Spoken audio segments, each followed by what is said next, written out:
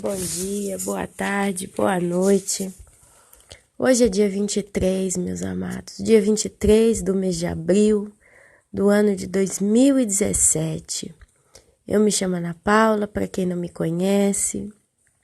Estou aqui nesse domingo. Estou começando o dia hoje gravando este áudio, deixando para os irmãos. Como eu disse num dos últimos vídeos, né? Pelo fato de eu estar trabalhando, eu ia começar a ficar com muita dificuldade para estar aqui registrando por causa dos horários, por causa da correria.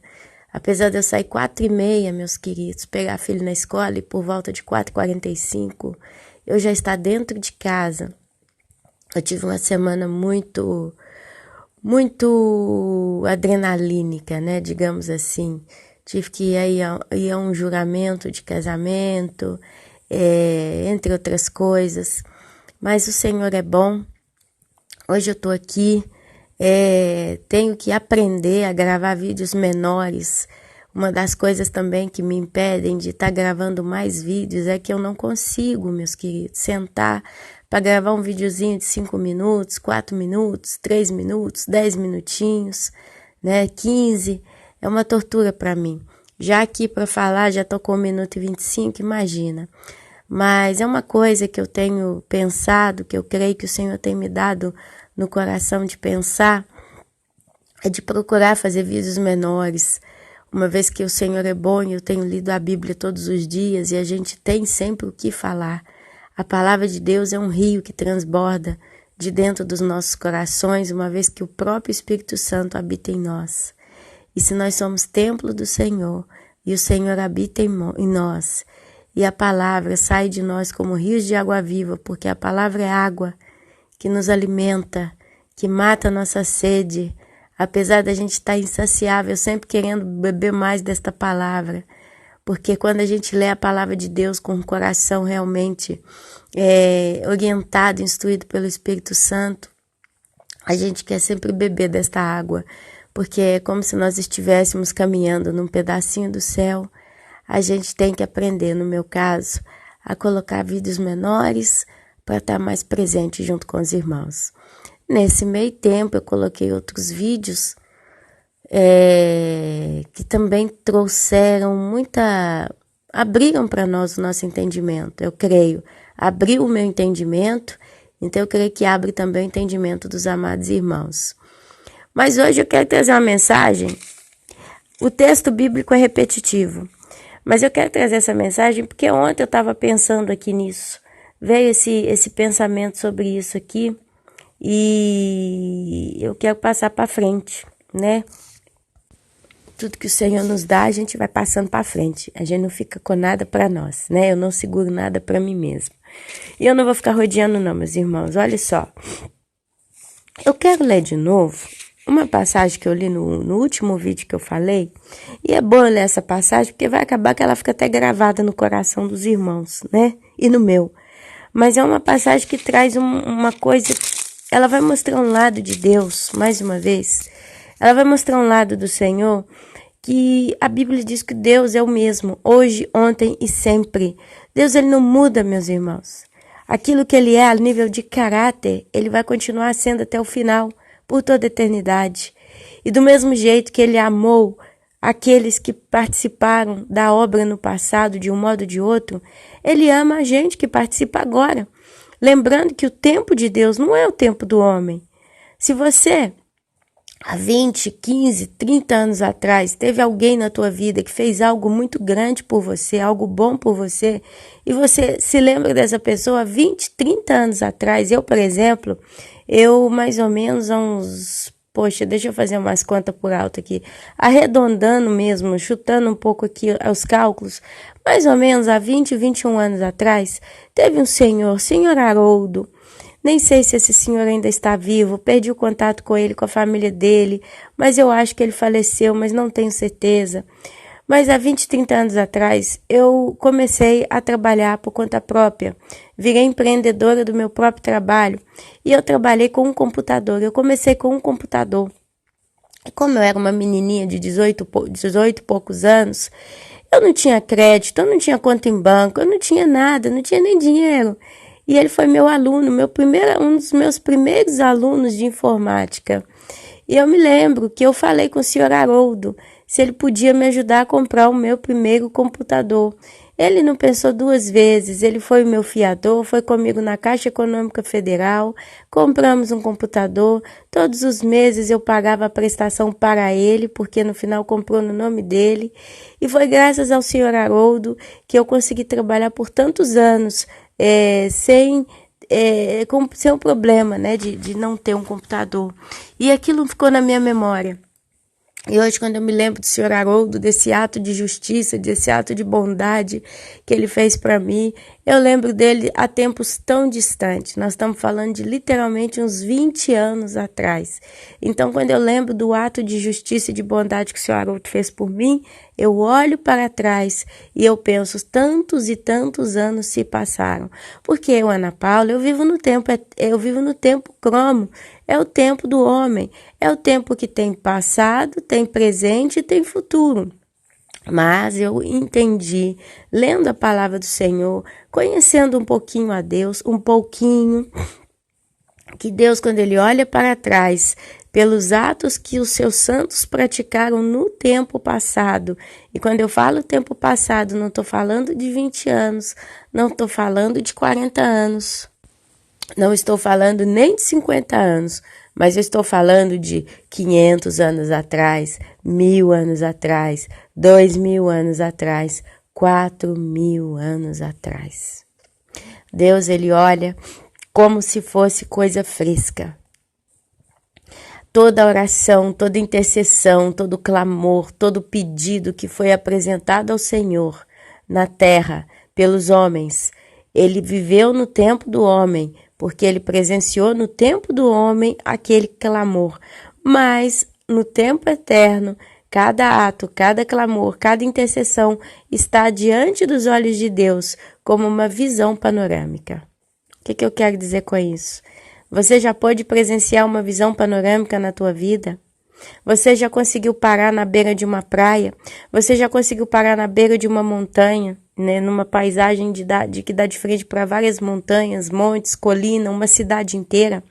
E você com os teus olhos contemplou ao mesmo tempo uma cidade inteira?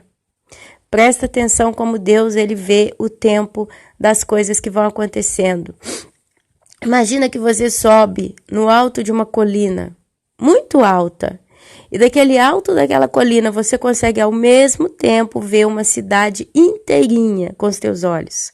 Se você é mineiro ou se você teve o prazer, eu falo prazer por ter tido uma oportunidade a mais na tua vida de visitar a cidade de Belo Horizonte. Tem uma região na cidade da Belo Horizonte que se chama Mirante. Ela está no alto do Mangabeiras, tá? Lá na região dos Mangabeiras.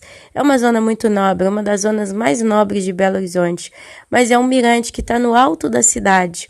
Daquele mirante, você olha para baixo, você vê praticamente toda a Belo Horizonte.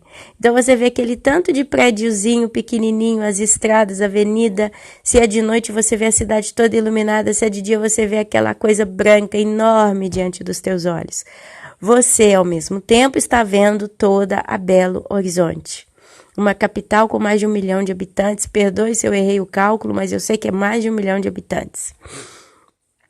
Agora, se você está dentro da cidade de Belo Horizonte e você está do lado norte ou do lado leste da cidade de Belo Horizonte, você está vendo somente aquela casa, aquela construção que os teus olhos alcançam numa região de alguns metros quadrados, né? Você olha de alguns raios de poder, até onde a tua visão alcança.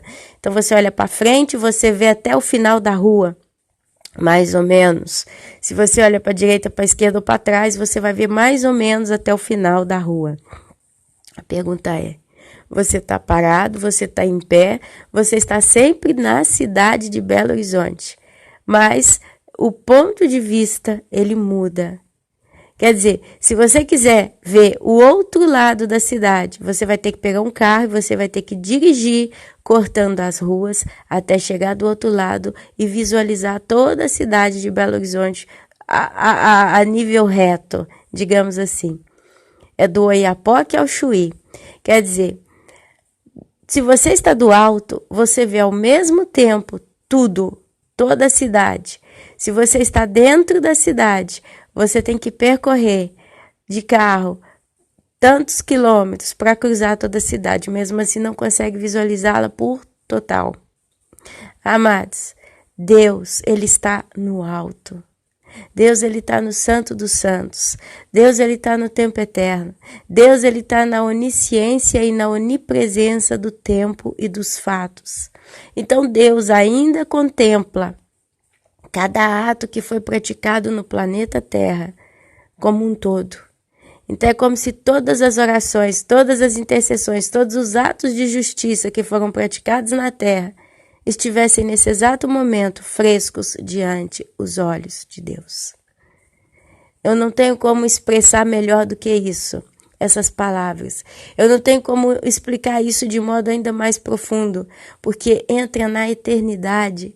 E eu ainda sou perecível, amados. Eu ainda, meu querido, minha querida, não sou 100% espiritual. Eu não tenho como expressar em palavras as coisas que vivem ou que vivencia o nosso amado e glorioso Pai Eterno, Deus Todo-Poderoso. Mas eu só posso trazer para os irmãos que tudo que acontece na terra dos homens, Deus contempla como se fosse coisa fresca. Ainda brilha diante dos olhos dele, cada oração, cada intercessão, cada pedido. E nós estamos incluídos nesse tempo do Senhor, nesse tempo eterno. Então, se eu orei agora, se eu orei 10 anos atrás, se eu orei 5 minutos atrás, se eu vivi algo, alguma coisa diante do Senhor, de modo que eu tive contato com Ele há tanto tempo no passado, para mim é passado, para Ele é tempo eterno. Eu não vou dizer tempo presente, porque não é mais o presente. Quando os santos intercederam no passado por situações, diante dos olhos do Senhor está como obra fresca, porque Ele vê todas as coisas como alguém que está no mirante de uma cidade de Belo Horizonte contemplando tudo. E as coisas já aconteceram. Para mim é passado, para Ele é tempo eterno. E eu não posso dizer que é um tempo presente, porque já passou, mas não deixa de ser fresco, porque está diante dos olhos dele, como alguém que contempla o todo. É por isso que ele diz que sabe o fim desde o começo, que antes que fundou o mundo, o planeta Terra, ele já sabia todos os dias das nossas vidas, já estava tudo contado, já estava tudo escrito, já estava tudo pronto. Mas ainda assim, uma vez uma amada irmã, uma querida e doce irmã, ela falou uma coisa, eu posso até citar o nome dela, a pastora Neiva. Ela falou uma coisa que um pastor comentou em uma das conversas papos cabeças, né? Esses papos cabeça que alguns crentes têm. E eles têm uma profundidade tão linda com Deus, que eles conseguem trazer, né, em evidência certos raciocínios que a gente consegue entender um pouco como é mais ou menos as coisas de Deus. E esse pastor, e a pastora Neiva conta, que esse pastor comentou de modo muito humilde, mas muito lógico. Deus é onisciente, Ele sabe todas as coisas, Ele já sabe o que está na nossa boca antes que saia da nossa boca, antes que saia do nosso coração, Ele já sabe o que nós temos que pedir, o que nós estamos para pedir. Mas esse pastor comentou, a pastora Neiva, quando um crente está orando, quando um crente está intercedendo, chorando diante do Senhor, esse pastor comenta que é como se Deus, por um lapso de tempo, fizesse de conta que não soubesse só para contemplar a oração do santo. Quer dizer, é como se Deus se colocasse numa expectativa para ver aquilo que está acontecendo no tempo presente daquele ser humano. E ele simplesmente é como se por um momento esquecesse que ele sabe o que vai acontecer, que ele sabe tudo. Mas ele ficasse ali simplesmente assistindo, contemplando com entusiasmo o ato da justiça que sai da boca do santo. Sabe, meus amados, a nossa mente não tem como compreender como que as coisas em Deus caminham, acontecem, nascem, mas a gente consegue, através da misericórdia do Senhor, se aproximar desse nível de entendimento, porque as palavras não têm como expressar como Deus age, como Deus trabalha, como Deus vê as coisas. A gente não tem como explicar. A gente vê os apóstolos quando eles tiveram visões, o apóstolo João, quando ele teve visão do livro de Apocalipse. Você vê João, ele sem palavras, lhe faltava palavras para expressar tudo que ele via. Então ele começou a julgar exemplo das coisas e aquilo nos leva um pouco próximos daquilo que pode ser o livro de Apocalipse. E é só o poder e a misericórdia do Espírito Santo para nos dar entendimento de alguma coisa.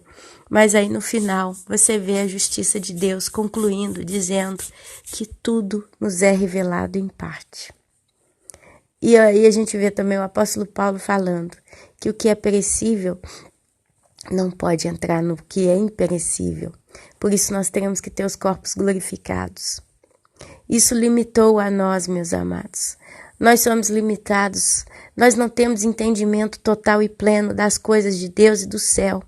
E aquilo que a gente recebe e entende, a gente recebe e entende como instrução para a nossa vida. Deus, ele não revela nada simplesmente por revelar. É por isso que às vezes eu fico um pouco frustrada quando alguém bate de frente. Ah, Deus me revelou não sei o quê. Coisa profunda demais. Deus me revelou tal coisa. E às vezes aquela pessoa teve uma revelação de Deus e tem aquilo ali para ela e ela não tem como expressar aquilo para dar frutos para o reino. É onde eu me pergunto, por que que Deus faria isso? Eu já sou de um partido que Deus, quando ele revela certas coisas, ele revela com o propósito de fazer com que a gente dê fruto de um modo ou de outro, nem que seja através de oração intercessória. Deus, ele revela, meus amados, os mistérios. Não é porque você busca a Deus, não é porque você se arrebenta de tanto jejuar, de tanto levantar de madrugada e etc, etc, etc. Eu creio que se Deus ele revela algo profundo para nós, de algum modo, a gente precisa dar fruto com aquilo com o que ele nos revelou. Nem que seja através de orações intercessórias, nem que aquilo que ele te revelou na sua profundidade te leve a orar e a interceder por uma causa específica.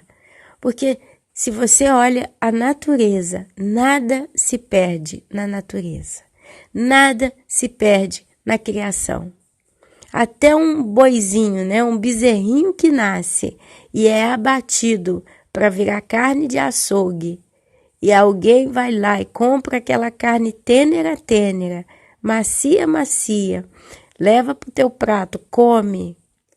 Depois aquilo ali, de algum modo, vai virar esterco e vai voltar para a terra.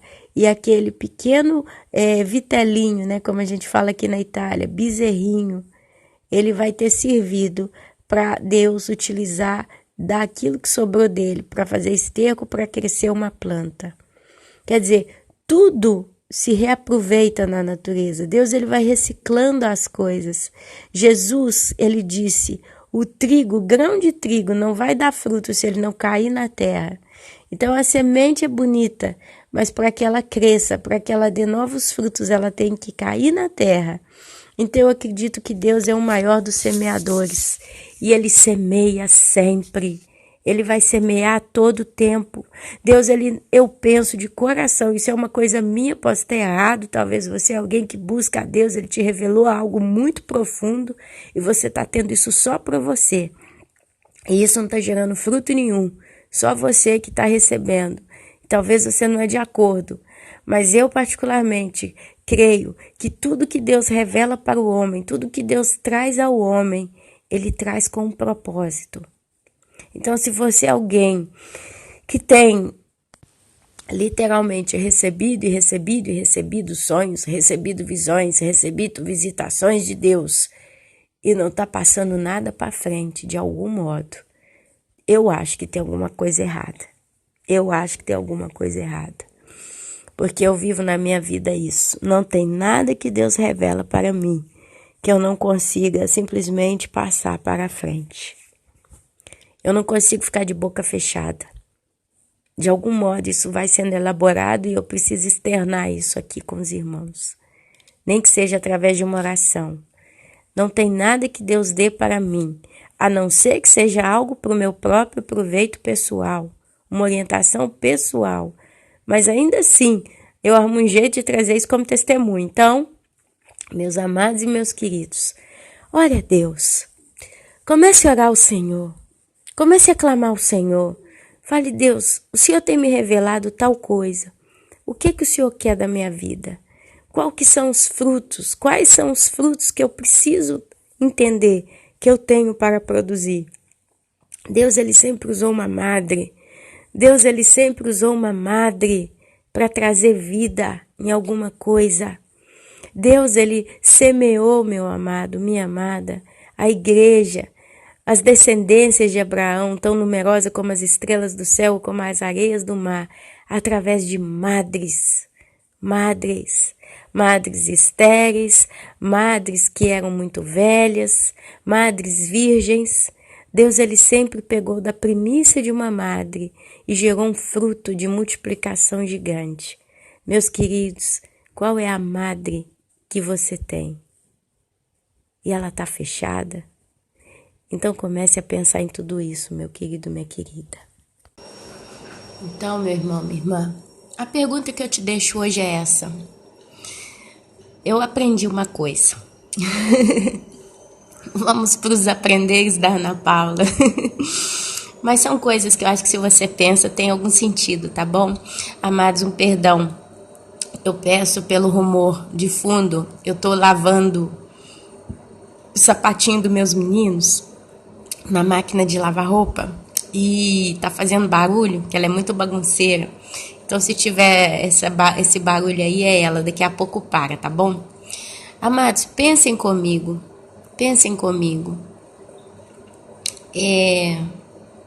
O Senhor diz que nós somos um povo chamado a noiva de Cristo. Justo? Você que está aí me ouvindo, a maioria, se não você incluída, sabe que quando alguém está para casar, quando tem um grande amor, né? A noiva pensa muito no noivo, ou não? A noiva pensa muito no noivo. Consequentemente, também o noivo pensa muito na noiva. Então, a noiva, ela reflete. Ela fica imaginando, ela fica tentando entender como é que vai ser, o que ela pode fazer. Ela começa a sonhar com a casa dela, e e tototô. Ela fica lembrando naquilo que o noivo fala, e fica aquele negócio. Eu acho que os maiores reflexores, desculpa a palavra, do tempo são os apaixonados. Refletem muito, pensam muito. E nesses pensamentos, meus amados, a noiva de Cristo atualmente, ela está pensando muito. Sabe, a gente tem visto como que o Senhor tem cuidado do teu povo. Está ensinando, está revelando o mistério daqui, está revelando o mistério dali. Ontem à noite eu aprendi um outro mistério, eu vou contar rapidinho aqui. Eu tô com a cabeça meio estordoada hoje, porque eu dormi 3:30 da manhã. E fiquei ontem muito preocupada. Meu esposo, ele saiu de viagem, uma viagem longa, 11 horas de carro. E eu fiquei com a cabeça muito ruim entre ontem e hoje. Eu peço aos irmãos um pouquinho de desculpa. Eu tô tendo um pouquinho de dificuldade para concentrar, mas eu vou pegar no tranco, meus irmãos. Preocupa não. Dá espaço, dá tempo, paciência comigo que eu vou pegar no tranco. Mas ontem eu aprendi uma nova. José, isso eu aprendi com o pastor Jefferson Neto, tá? Às 2:30 da manhã eu estava escutando ele para tentar pegar no sono, para conseguir descansar, dormir a cabeça. Preocupada com o marido que dirigia na estrada sozinho, no escuro, né, que eu conseguia dormir, então eu fiquei ouvindo uma pregação dele. Enfim, ele conta que José, ele se casou, José, filho de Jacó, se casou com uma mulher e ela não era judia, tá? Ela era uma pessoa gentia de um outro povo. Aí ele contou alguma coisa do gênero, que ele se casou com ela nos 7 anos de bonança que estava tendo na terra do Egito. Depois veio o pai dele, os irmãos com o pai, e nos 7 anos de carestia, nos 7 anos de seca, de fome, de morte, ele então salvou, veio e se lembrou do pai. E ele traz uma analogia que o mesmo vai acontecer com a igreja. Que a igreja vai estar 7 anos com Deus na terra, gozando de uma certa prosperidade. O pastor Jefferson, ele alega de um avivamento que ainda vai acontecer aí, antes da grande tribulação. Amém? E aí ele fala que nesse meio tempo vai ter o casamento, o Senhor Jesus vai levar a noiva e ela vai estar em conforto, digamos assim, com Deus, com o Senhor Jesus, nos céus, nas bodas. E depois, nos 7 anos da grande tribulação, o Senhor Jesus vai se lembrar do povo, do remanescente de Israel, e vai voltar para resgatá-los. Como ele resgatou? Como José resgatou seu pai e sua família da fome, da morte, Jesus Cristo vai resgatar o remanescente de Israel, ok? E o pastor Jefferson, ele fala que ele crê com muita certeza que o arrebatamento não vai ser em 2017. E deixa entre linhas que ainda vai demorar alguns anos, pouquíssimos anos, sim, para acontecer o arrebatamento, mas que a igreja ainda vai passar por um grande avivamento, um avivamento como no de Pentecostes. Se eu ouvi direito, se eu não estou errando aqui na compreensão que o pastor deixou. Amém?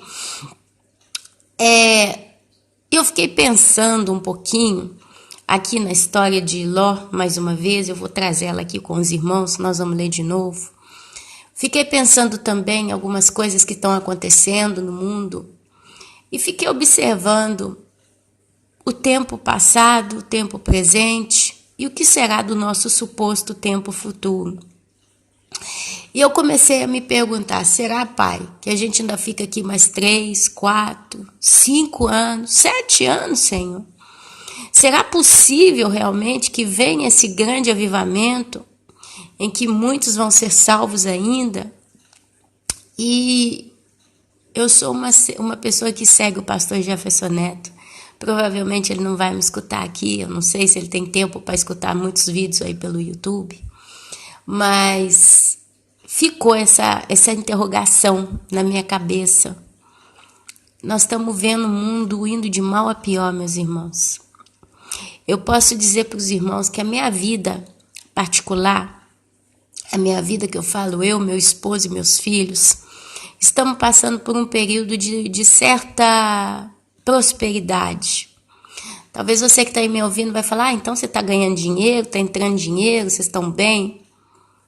Eu vou dizer para vocês, o meu marido, ele está com muito serviço, graças ao Senhor. Ele está trabalhando bastante.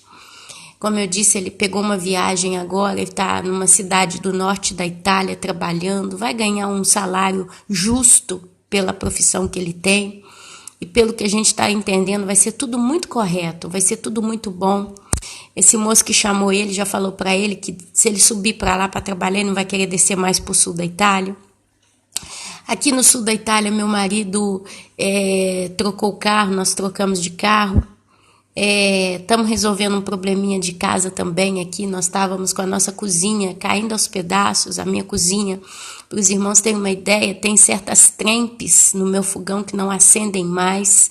E não é porque eu sou porca não, meus amados, que deixo sempre o fogão ficar sujo, entupir, não. É porque o fogão chegou no seu lugar, não tem mais jeito, sabe? Tá assim, olhando, parece que a cozinha está em bom estado. Mas ela já não funciona como ela deveria. As portas dos armários, que são de madeira, tá tudo empolando, inchando por causa da umidade, tá estragando, descascando. Enfim, a minha cozinha, eu tenho um exaustor, né? Que puxa a fumaça quando a gente cozinha. Ele tá gotejando óleo, porque o motor dele tá todo emplastrado de óleo e não tem como limpar. Eu já desmontei o que eu pude, já lavei, já limpei. Então, assim, eu troquei a cozinha. Tá para chegar uma cozinha nova para mim nos próximos dias. Eu trabalho, eu ganho na conta em real aqui, eu ganho por dia R$30 por dia trabalhando. Eu trabalho de 8h30 da manhã até as 4h30 da tarde. Tem 1 hora de pausa e ganho R$30 por dia nessa brincadeira. Aqui na Itália são 12 euros por dia. Deve dar entre 30 e 35 reais por dia. E talvez você que está me ouvindo aí é uma pessoa que tem uma profissão muito simples, né? Muito humilde. e ganha por hora R$ 30. Então, assim, dá para fazer a comparação, né? Eu chego no final do mês, na Itália, com um salário entre 200 e 300 euros por mês, não chega nem a R$ 900 praticamente. Mas estou trabalhando, alguém diria, poxa, você vai ter seu dinheirinho, Ana Paula? Eu fico ali sentada o dia inteiro, forçando a vista, porque eu trabalho num estúdio de costura, num ateliê de costura, e eu fico ali forçando a vista. Ontem mesmo eu estava fazendo uma saia, ajustando uma coisa numa saia, e o tecido era cinza, e era um cinza que refletia, um cinza brilhante, todo cheio de linha preta. E eu ficava olhando aquele troço, de vez em quando ficava dançando na minha frente a imagem, de tanto que era pesado aquele tecido, tanto que refletia, me forçou. Eu fiquei com a musculatura do meu olho todo dolorida, doía meu olho. Quando eu cheguei em casa, eu estava com o olho muito cansado, e eu levei umas 2 horas para fazer o serviço que a menina me pediu, e muito encurvada, toda torta na cadeira. Então, assim, eu me sinto um pouco numa condição muito complicada, profissionalmente falando. Deus conhece meu coração, e eu penso que se Ele permitiu que eu parasse ali, deve ter um motivo, no mínimo para eu dar algum testemunho de vida, e de algum modo eu estou dando. Então eu tenho pedido a Deus para não me deixar murmurar, amém? Então alguém diria que basicamente eu estou numa condição pessoal que está caminhando numa certa serenidade. Eu resumo nisso. Muito sacrifício. Meu marido tem trabalhado, mas trabalhado, meus irmãos. O bichinho tá ralando muito. Ele tá fazendo, por exemplo, 11 horas de viagem, ele vai chegar agora, daqui umas 4, ele vai chegar por volta de meio-dia na cidade onde ele tem que ir, e 8 horas da noite ele tem que estar trabalhando. Ele vai trabalhar de 8, acho que a 1 na madrugada, enfim, e vai ser isso por 10 dias de fila, né, seguidos. Depois vai voltar, vai chegar aqui, já tá com seus serviços também. E a gente está fazendo sacrifício, meus amados. Nada cai de banquete, né, do céu na cabeça de ninguém. Então eu poderia dizer que a minha vida tá boa. Comparando a vida de muitos, né? Eu poderia dizer, se eu não tivesse outros problemas aqui pensar, e eu tenho, eu poderia dizer, nós estamos produzindo. Eu resumiria a minha vida hoje nisso. Nós estamos produzindo. A gente vai poder pagar as dívidas, a gente vai conseguir manter a casa abastecida do mínimo do alimento, e tudo vai funcionar na sua devida ordem e decência, dentro do que se pode. Mas sabe, meus queridos, quando a gente liga a televisão, quando a gente olha fora da nossa janela, a gente vê o caos tão próximo da gente, tão pertinho da gente.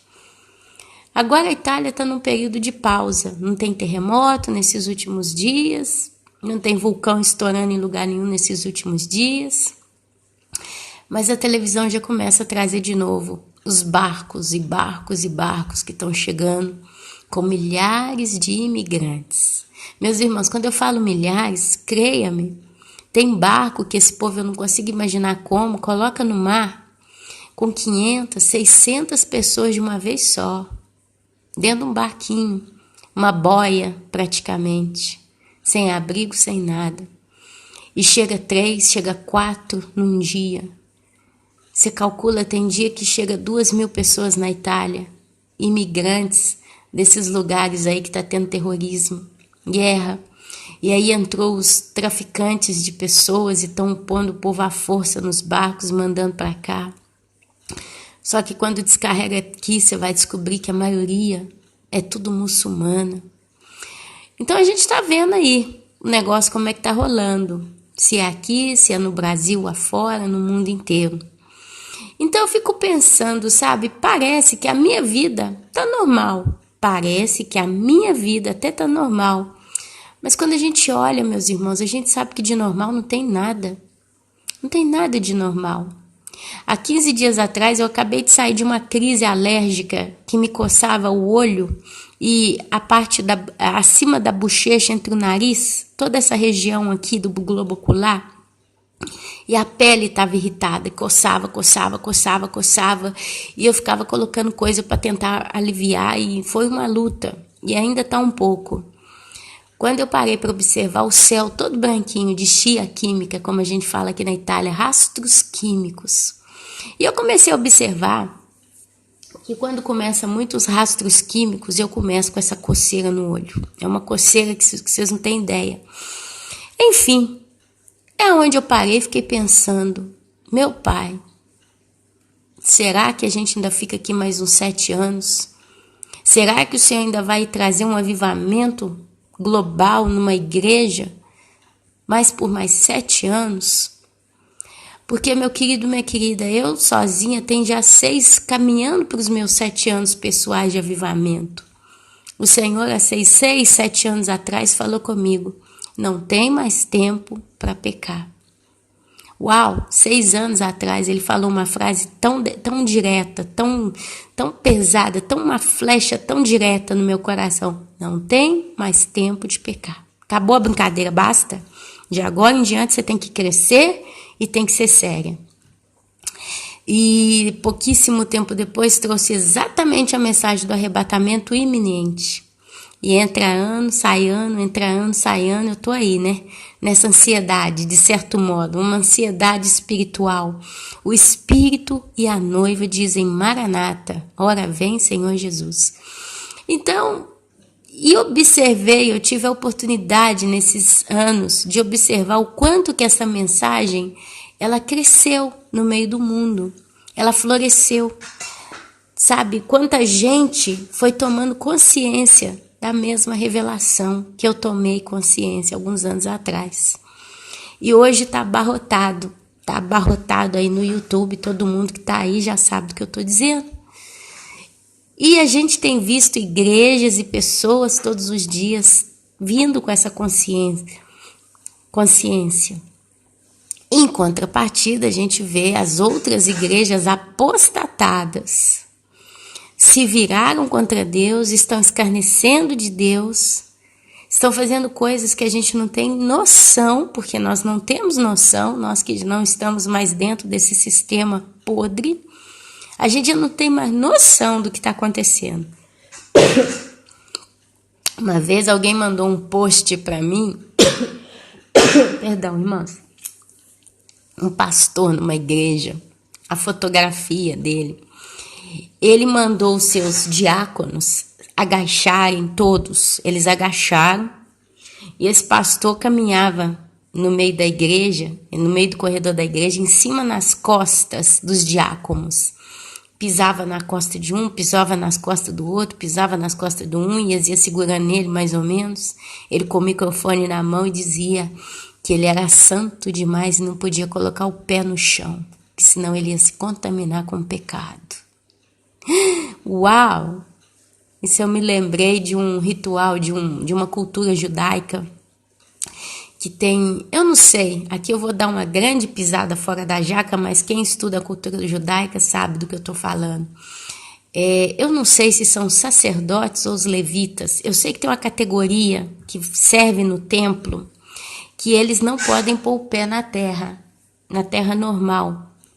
Onde teve cemitério, principalmente, eles não podem. E lá em Israel, algum tempo atrás, aquele moço Gary McLeod, um negócio assim, daquele canal Jesus Está Voltando, ele trouxe uma reportagem mostrando que tem um grupo já eu vou chamar de sacerdotes armados, me perdoe a gafe aqui se não foi exatamente isso, mas é alguém que vai trabalhar no templo, tá? Que vai manusear os utensílios do templo e vai fazer tantas coisas ali. E são rapazes que eles cresceram dentro de uma estrutura e eles nunca puseram os pés na cidade normal, porque eles não podem, porque eles têm esse cargo de sacerdócio. É um negócio assim, tem muito tempo que eu escutei. Então eu lembrei, falei, quem sabe esse pastor pegou essa onda aqui do povo judeu e tá imitando isso e não pode pisar no chão? Aí tá pisando nas costas dos diáconos. Era uma das tantas que a gente vê por aí, meus amados. É um absurdo atrás do outro. Absurdos de pastores, que passou também um outro post que eu vi outro dia, um pastor, não é no Brasil não. Ele levou um grupo de mulheres para uma praia e essas mulheres tiveram que, eu acho que ele tinha que beijar a calcinha de cada uma delas para que elas conseguissem se casar. É um negócio assim. E ali tem a foto. Você que está me escutando deve ter recebido essa notícia absurda. E aí elas se colocaram de quatro, agachadas na praia, com a bunda pro alto. Desculpa a expressão vulgar, mas é o que eu vi. E ele ia beijando elas. Enfim, coisas absurdas no nome de Deus, né? Coisas igual a Inquisição na época da Igreja Católica, né? No nome de Deus eles matavam. O sangue descia como se fosse rios, né? Então eu fico pensando, sabe? Até que ponto Deus tolera e vai tolerar tanto absurdo dentro daquilo que se chama igreja, fora, no mundo afora aí, no meio do mundo como um todo, e ainda vai segurar a gente aqui mais tanto tempo. Então, assim, é onde eu fico com essa interrogação no meu coração. Eu fico realmente.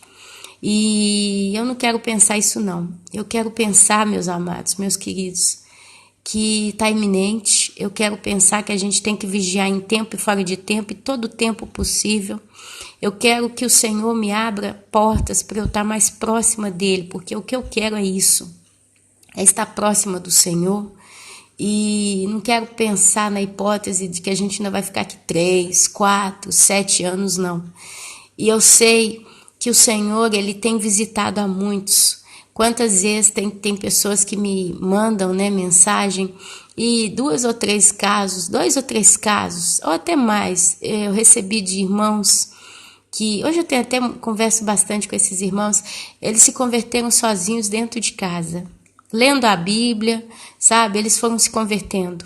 Então eu lembro de Ezequiel 34, 35, quando o Senhor disse que ele mesmo iria apacentar suas ovelhas. Então, assim, a Bíblia fala claramente no livro de Apocalipse que o santo, que se santifique ainda mais, que continue se santificando ainda mais. E o ímpio, o sujo, que continue se sujando ainda mais. Isso é uma das frases bíblicas que ficou também cravada no meu coração, porque eu vejo claramente uma divisão de águas. Você vê hoje no mundo, quem é de Deus, a cada dia que passa, quer mais e mais e mais se santificar na presença do Senhor. E quem não é de Deus, quer cada dia mais e mais se sujar no pecado. E é aí, meus queridos e amados, que a gente começa então a levar em consideração, e eu falo a gente, eu falo eu, a levar realmente em consideração que eu acredito que o arrebatamento não vai demorar muito. E quando eu falo não vai demorar, eu não acredito que falta aí mais 4, 5 anos para acontecer. Tem um motivo muito simples. Sempre teve gente suja no mundo, sempre teve gente pecadora no mundo. Deus, por exemplo, quando chegou na época de Tito Flávio, Vespasiano? Tito Flávio, né? Anos 70, depois do nosso Senhor Jesus Cristo ter sido crucificado, ele entrou em Jerusalém, destruiu Jerusalém. E, curiosamente, Jerusalém estava reunida para celebrar o Senhor. E foi em uma dessas reuniões do povo judeu para celebrar o Senhor que entrou a ira, entrou a destruição, e Jerusalém foi destruída. Os judeus foram dispersados, espalhados para o mundo inteiro. Aí você fala, mas eles estavam ali só como religiosos. A minha pergunta é, será que todos os judeus que estavam naquela cidade, naquele dia em que Tito Flávio entrou e fechou os portões da cidade, todos que estavam ali estavam realmente só no espírito religioso? Será que não tinha gente séria dentro da cidade de Jerusalém ali que realmente tinha compromisso em adorar a Deus verdadeiramente? Eu não sei, meus irmãos. Eu não estou aqui para julgar. Eu não estou aqui para pensar que não tinha ninguém justo dentro daquela cidade. Mas eu sei que chegou o dia de Jerusalém, naquele momento, acertar uma conta com Deus. Eu falo uma, porque ainda tem muito que se acertar. E Deus, ele mandou. Ele permitiu que acontecesse. Deus, ele livrou Jerusalém. Israel. Deus, ele livrou Israel de muitas destruições. Por exemplo, foi quando o rei Ezequias, né, recebeu um decreto de um outro rei, que eu esqueci o nome, são tantas histórias. E o rei Ezequias, ele orou a Deus e Deus salvou a cidade do rei Ezequias. O rei que se levantou contra a cidade, ele voltou como com um anzol no seu nariz. Os anjos de Deus mataram todo o exército daquele rei que queria acabar com Jerusalém, com Israel naquele dia. E depois aquele rei, que eu não me lembro o nome, ele volta para sua casa, para sua cidade, vai rezar para os seus deuses e os seus próprios filhos o mataram.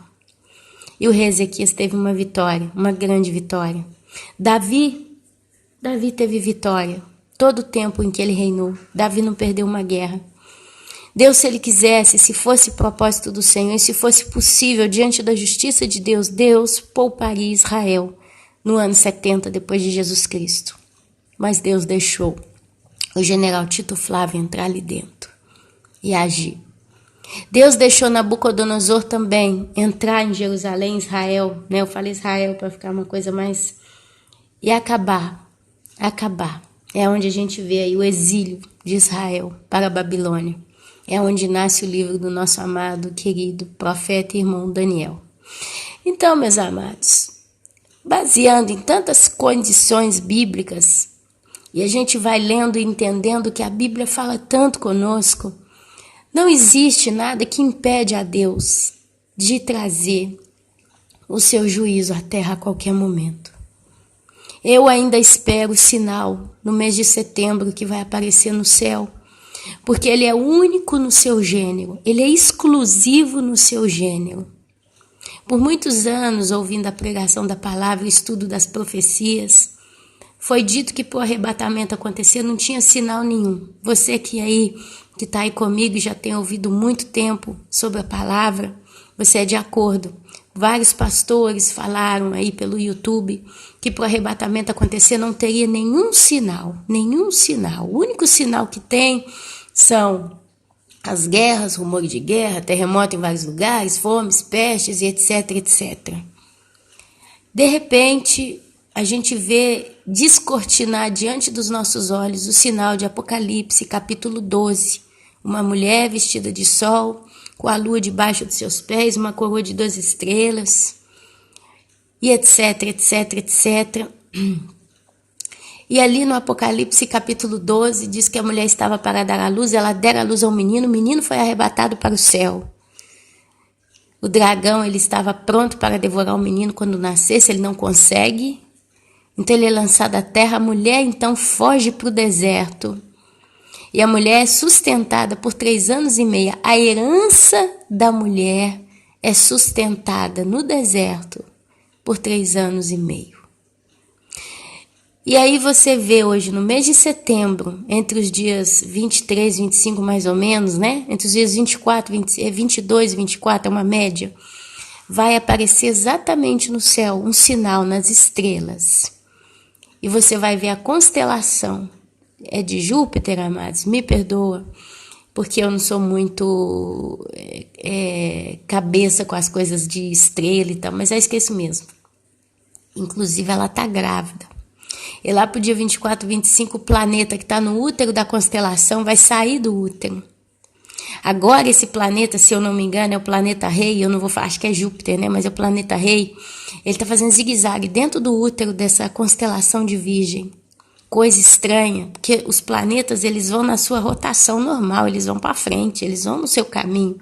Como é que pode um planeta ir para frente e para trás, para frente e para trás? E aí no dia 23, mais ou menos, ele literalmente sai daquele quadro estelar que forma o chamado útero da constelação de Virgem. E curiosamente ele sai por baixo, justo para dar a entender que ela partoriu mesmo, que ela deu à luz a um menino, chamado planeta rei. Jesus, ele foi o primeiro, mas a Bíblia fala que ele é o cabeça e nós somos o corpo. Uma criança, quando nasce, primeiro sai a cabeça, depois sai o corpo. E a criança, quando nasce, quando ela sai de parto natural, a mulher tem contração, a mulher sofre, aí ela começa a ser dilatada, a obstetra, né? obstetra ou a médica ginecologista, ela vai tocando, né, ali o caminho para entender a que ponto que está a dilatação na mulher, se ela já consegue tocar a cabecinha da criança, e ali eles vão observando e eles sabem, né, o momento certo, e as contrações vão aumentando, até que a médica começa a orientar a mulher que está ganhando o neném. Ela fala, respira, não empurra não, espera. Você vai querer empurrar, mas segura, espera um pouquinho, que eles vão contando, né? E ali aquele negócio é mais forte do que a mulher, aquele negócio quando vem a hora dela empurrar, tem caso de mulher que ela não escuta ninguém, ela empurra e basta, né? Porque tem que nascer e é sair com força. Então a criança, quando ela nasce de parto natural, ela literalmente sai com força. Ela sai com força da mulher. É de uma vez só, pum! É o último empurrão. E é o pior dos empurrões. E é uma força que você não tem como segurar. É mais forte do que você. Você não tem controle. Você literalmente não tem controle. Quando o corpo quer tirar, ele tira e basta. Então, uma criança, ela nasce arrebatada do útero da mulher, porque ela é retirada literalmente com muita força. Você que é mãe e teve parto natural e presenciou tudo acontecendo, você sabe do que eu estou falando. E você que é pai e viu a tua mulher ganhando neném, você sabe do que eu estou falando. Então, meus irmãos, a constelação de Virgem vai acontecer isso também, né? Então, é um sinal no céu. O apóstolo João, ele fala, eis que vi um grande sinal no céu. Ele nem fala um sinal, ele fala um grande sinal no céu. E lá em Gênesis, a Bíblia fala que Deus usaria o céu para sinais também. O sol, a lua, as estrelas como sinal. E o povo de Israel já é um povo calibrado com isso, eles vivem olhando para o céu. Por que não, então, nós também não olharmos? E se realmente já está comprovado, vários pastores, homens sérios, já confirmaram, dentro daquilo que eles estudam, teologicamente falando e entendem, que no mês de setembro esse sinal realmente é um sinal no céu, e ele é um sinal de Deus, assim como foi comprovado as 4 luas de sangue que tivemos aí desde 2014, nós tivemos a estrela de Belém que apareceu no céu, acho que em 2016, e entre outros sinais aí que tiveram. Se esse é um grande sinal no céu, e ele fala de modo muito carinhoso, o apóstolo João, que a mulher estava para dar à luz, ela deu à luz a um menino, o menino foi arrebatado para o céu, aí a mulher foge para o deserto, porque o dragão estava pronto para devorar o menino quando nascesse, a mulher então foge para o deserto e o dragão persegue a herança da mulher. E Deus guarda a herança da mulher por 3 anos e meio. Você vê claramente o texto lá, Apocalipse capítulo 12. Lê aquele texto. É muito intrigante, curioso. Então, meus amados, eu, Ana Paula, de mania pessoal e particular, eu consideraria muito risquioso, né, a palavra. Eu consideraria muito perigoso não considerar o sinal no céu no mês de setembro desse ano. Pode ser que a gente vai ser arrebatado em dias naquele período. Curiosamente, Israel vai estar celebrando também a festa das trombetas, que é uma festa que precederá o arrebatamento da igreja. Espiritualmente, todos os grandes teólogos, eu falo grandes homens sérios de Deus, eles dão essa certeza que na festa das trombetas, nenhuma delas, de qual ano seja não se sabe, mas em que uma dessas festas vai ter o arrebatamento da igreja. Que ao soar da última trombeta, a igreja será arrebatada. Porque a festa das trombetas é a única festa em que não se sabe nem o dia e nem a hora em que ela começa. Porque os judeus eles têm um intervalo de 2 dias para ver a lua ficar no seu estado correto. Não sei se a lua nova aparece no céu, um negócio assim. E quando eles veem a lua certinha, do jeito que tem que ser, aí eles iniciam, eles dão um sinal, tem um outro lá que confirma, tá certo, a lua tá do jeito certo, e aí então, naquele dia, naquela hora que eles veem a lua no estado correto que eles querem para a festa das trombetas, a festa inicia. E ela Perdão. É uma festa que tem várias trombetas tocadas. E aí tem a última das trombetas. E o apóstolo Paulo fala sobre isso. Então, amados, aqui você voltaria a estudar as festas das trombetas, você voltaria a estudar o sinal no céu.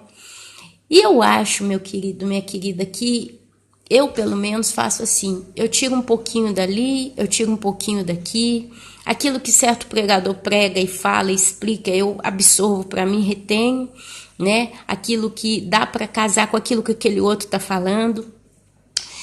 E eu aprendi uma coisa, meu irmão e minha irmã. Eu aprendi uma coisa na minha vida, nessa caminhada que o Senhor tem me permitido ter. Que o Espírito Santo, ele vai trazendo para todos aqueles que são realmente de Deus a revelação como que um quebra-cabeça. Você já julgou aquele quebra-cabeça que é um puzzle, que você tem que montar um desenho, né, uma paisagem com tantos pedacinhos diferentes? Tem aqueles que têm até 1000 peças, né, ou até mais. São pessoas apaixonadas por esse tipo de arte e eles compram os quebra-cabeças mais complexos e grandes, né, e as peças bem pequenininhas, o prazer deles é estar encaixando aquilo tudo ali. A criançada começa com 6 pecinhas, né? E tem gente aí que já está na casa de mais de 1000, montando seus quebra-cabeças. E eu creio que a situação da igreja nesses últimos dias é a seguinte. Eu vejo o quadro da seguinte forma: é como se Deus ele pegasse um grande quebra-cabeça, reunisse a igreja em peso, a igreja de Cristo, a que vai subir no arrebatamento. E esses só na hora do arrebatamento é que vão, né, se revelar diante do Senhor e diante da igreja, da congregação que subirá. É como se Deus tivesse separado esse quebra-cabeça em várias partes e lançasse isso para os grupos que compõem a igreja como um todo. E cada um eles vão montando a parte do seu quebra-cabeça. E vai chegar um momento que todas elas vão ter a sua parte pronta, então elas vão reunir todo o quebra-cabeça. E então a imagem que está no quebra-cabeça vai ser revelada de modo final. É essa imagem, é esse o quadro. É por isso que eu creio que tudo é revelado em parte. Então isso me ensinou a mim mesma, Ana Paula, isso ensinou para mim, e eu olho com essa ótica. Eu não considero 100% tudo que todo mundo fala. Eu não considero 100%, porque eu não creio, meus irmãos, que todo mundo é dono da verdade, que tem A, B, C, e cada um defende a sua verdade e se diz ser o dono da verdade porque estudou na Bíblia, porque teve revelação e tem uma experiência toda pessoal. Eu creio que talvez tem muitos que têm o seu pedaço do quebra-cabeça já mais bem montado do que outros. Quer dizer, tem quem está um pouquinho ainda, com seu quebra-cabeça ainda muito incompleto, mas já tem uma ideia de alguma coisa. Tem aqueles que já têm um quebra-cabeça mais bem montado. Mas dizer que até agora todos estão com a sua parte totalmente montada, não. E eu me incluo nisso. Então é onde eu aprendi a pegar um pouco daqui, um pouco daquilo que aquele quebra-cabeça montou dali, dali, juntar com o meu e tentar projetar o que vai ser a imagem final. Eu gosto muito de jogar esses joguinhos de quebra-cabeça, de ficar encaixando, né, as peças para montar a imagem. E várias vezes, né, que eu monto, eu começo pelos pedaços. Eu vou pegando por cores, por partes. E tem horas que você já monta 3, 4 bloquinhos na mesa. E aí você tenta encaixar, e às vezes ele encaixa, às vezes não encaixa, às vezes ainda fica uma coisa um pouco encoberta diante dos teus olhos. Então, meus irmãos, com toda sinceridade, e é uma opinião pessoal minha, eu imagino que o arrebatamento, ele está bem formado ainda, já está bem formado diante da nossa base, dos nossos olhos, da noiva de Cristo. A noiva de Cristo, num geral, ela já tem uma imagem bem desfocada, mas uma ideia bem certa do que vai ser. Mas ela ainda não está nítida aos nossos olhos. Nem aos meus, nem aos teus, nem ao do pastor A, B, C, D, F, G, H até o Z. É por isso que a minha oração, e tem muitas irmãs que sabem disso que eu estou falando, a minha oração é falar: Deus, não permita que a confusão entre no meu coração. Não permita que o engano entre no meu coração. Não deixe que o medo ou que o temor, mas não temor de Deus, temer de não estar na situação correta, entendeu? Não quero que a insegurança tome conta do meu coração. O Senhor tem feito comigo um trabalho, que o Senhor então continue até o final, esse trabalho entre eu e o Senhor, de modo que eu não me desvie nem para a direita e nem para a esquerda. Que o Senhor não me permita cair nos extremos, nem do lado A, nem do lado B, porque eu tenho visto um pouco de tumulto nos últimos dias. A gente tem visto aparecer muitas coisas, certas coisas que são faladas, que trazem essa pancada no nosso coração. Ora está perto, ora está longe, ora é depois da grande tribulação, ora é antes, ora é na metade da grande tribulação. São tantas coisas que estão sendo ditas, que a minha oração pessoal diante de Deus tem sido essa: guarda o meu coração. Não deixe que eu seja enganada, frustrada, confusa, confundida. Porque, meus amados, eu não sei se você que está aqui me ouvindo percebeu o que eu estou querendo dizer. Basta uma vírgula errada para mudar completamente o nosso senso de direção. É como um passarinho que voa de um país para outro país, de um continente para outro continente. Uma baleia que é guiada pela corrente do mar e pela condição na qual ela habita. Basta uma pequena mudança climática. Basta uma pequena mudança que aquele animal se desorienta e morre na praia. Ou aquele passarinho pensa que está no tempo dele migrar, então ele vai e se coloca em viagem, mas infelizmente o tempo está anômalo e acontece uma situação que aquele passarinho até chega no seu destino ou quase chega, mas o clima não está propício e aquele passarinho morre.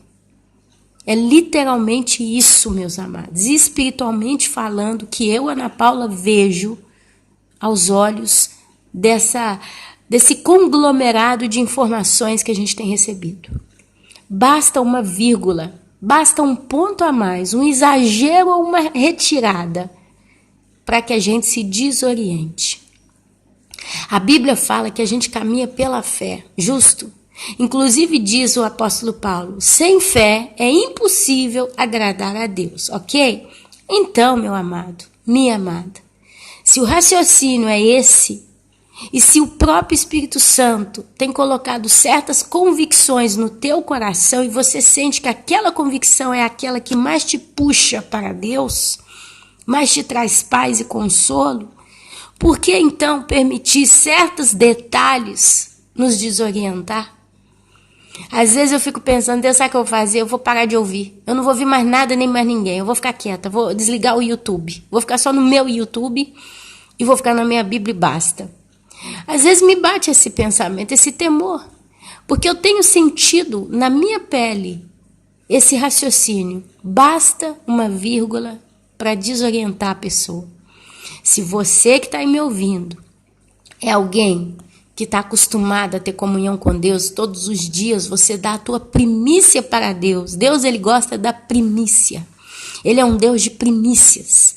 Ele deu o seu melhor, ele deu a primícia dele para salvar o mundo, que é Jesus Cristo, o seu filho primogênito, que até então era também chamado de unigênito, para salvar o mundo, para morrer naquela cruz. Deus é um Deus que gosta das primícias. Então, se você é um crente que levanta de manhã, ainda que seja 10 minutinhos antes, e eu vou ser sincera, eu não estou sendo muito fiel com o Senhor nas primícias nesses dias, mas alguma coisa eu estou mantendo.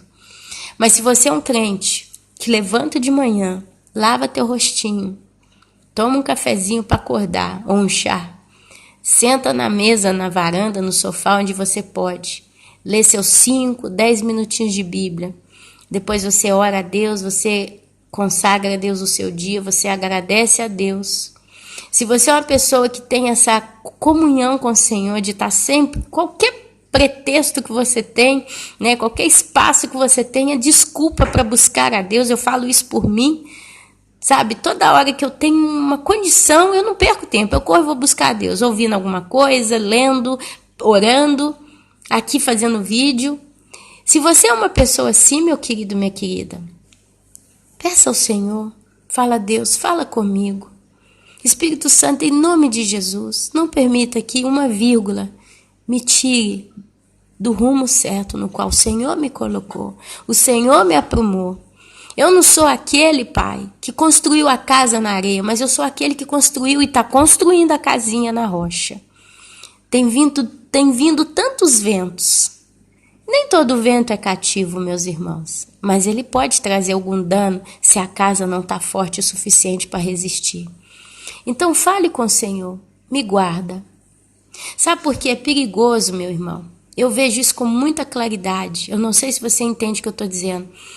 A gente está posado, eu falo isso por mim, por muitos que a gente tem conhecido, conversado, nós estamos posados numa esperança chamada arrebatamento iminente e pré-tribulacionista, ok? Então, a nossa vida hoje, ela está dedicada a amar a Deus. É natural de nós, porque nós quanto mais o buscamos, mais ele se revela e mais a gente o quer e mais ele nos aceita. Então é um relacionamento próprio dito, ok. Só que a gente está entrando, quanto mais você busca a Deus, mais você entra a desejar a Deus, a suspirar por Deus. É suspirar pelo amado.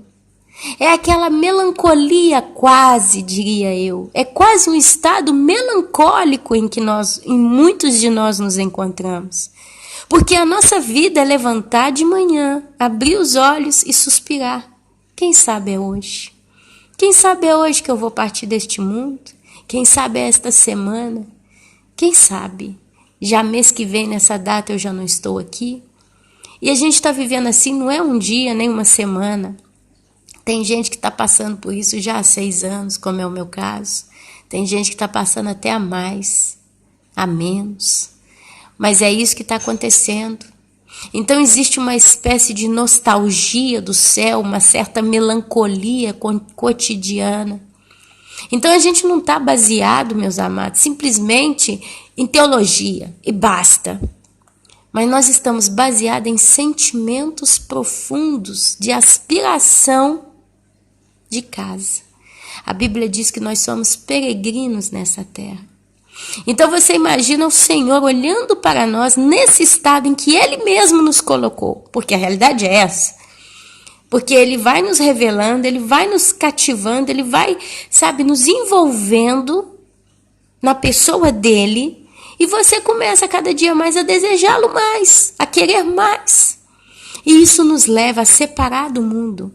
Isso nos leva a não ter mais graça por nada neste mundo. A gente trabalha, a gente fatiga, a gente conquista, mas tudo que a gente recebe, a gente olha com aquela certeza. A qualquer momento, isso vai parar de ser importante. Eu vou perder isso. Eu vou ser destacada disso. Por exemplo, um carro novo. Um carro novo, acabou de chegar na sua casa, acabou de chegar nas suas mãos. Às vezes é o carro que você queria. É o carro. Não é nem um carro pobrezinho, nem um carro... É o carro que você sempre sonhou. É um exemplo.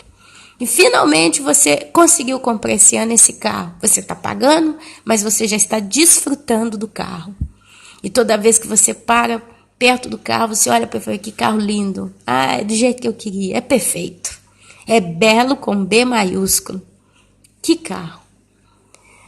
Mas você já não olha mais para esse carro apaixonada com ele, como se você, não, eu não posso perder esse carro. Esse carro, eu tenho que usar ele ainda no mínimo 10 anos, para então eu falar que ele está velho. É meu carro, é carro e tá. Não, meus amados. Você já olha para aquele carro com a nostalgia. Tipo, eu vou usar você por um pouco, mas em breve eu vou ser retirado e eu não vou poder mais usar. Esse carro vai ficar na garagem para quem passar. É isso, amados. Essa é a nostalgia da verdadeira igreja que realmente está focada em ir embora desse mundo, iminentemente, a qualquer momento. É a igreja que olha para o filho que acabou de nascer, ou para o filho que está criancinha ainda, com seus 4 anos, 5 anos, 10 anos. Enquanto os pais naturais, normais do mundo estão fazendo planos, eu tenho que abrir uma poupança. Aqui na Itália isso é demais. Tem que abrir uma poupança, todo mês tem que colocar 100 euros, e quando meu filho fazer 18 anos e for para a universidade, eu tenho dinheiro para pagar a universidade dele, que eu vou fazer o pé de meia agora. Ou as mães que têm filhas meninas, eu vou começar a comprar um enxoval da minha filha, que daqui 10, 20 anos ela vai casar, eu já estou com tudo pago, tudo comprado, tudo feito. Eu vejo isso aqui todo dia, amados. Eu vejo isso aqui na Itália todos os dias. E você, de repente, olha para o teu filho de 7 anos, acabou de fazer 7 anos agora em março, agora em junho o outro vai fazer 10, e você olha para os seus filhos e não consegue ver eles grandes. Não te vem vontade de fazer a poupança para eles irem para a universidade. De vez em quando eu com eles até falo. Outro dia eu estava com eles. Esses dias, foi ontem, eu estava vindo da escola com eles e eu vou com o carro. Aí entrou uma velhinha dirigindo o carro e teve uma hora que eu tinha que passar e ela tinha que passar, a rua estava estreita. Aí ela fez sinal para eu passar, eu falei, ela tá fazendo sinal, eu vou. Eu fui. Na hora que eu olhei de lado, era uma velhinha. A mulher devia ter seus 80 anos no volante. E ela me deu uma decisão bem complicada para fazer, porque era mais fácil ela passar para me liberar a estrada do que eu. Mas ela me deu sinal, eu fui. Quando eu olhei a mulher no volante, eu falei, meu Deus do céu, olha só para quem que eu dei espaço.